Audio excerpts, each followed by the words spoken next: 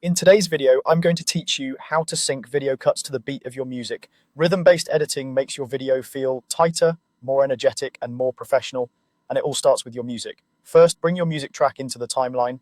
You can usually drag and drop the file straight into your project, then place it on its own audio track so it's easy to see and manage. Keep your playhead at the start so you can follow along from the very first beat, and make sure your audio level is comfortable for listening while you work. Next, expand the waveform so you can clearly see the peaks. Those tall spikes typically represent drum hits or strong beats, exactly what you want to cut on.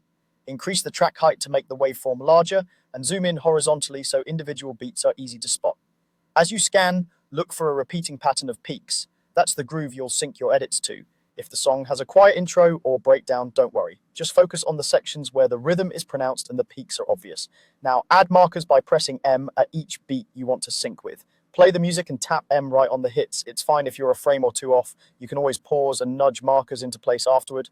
For extra accuracy, slow playback slightly while tapping, or stop on a visible peak and press M to drop a marker exactly at the start of that spike. You don't need to mark every single beat. Choose the ones that matter for your edit, like downbeats, big cymbal crashes, or accents that feel impactful.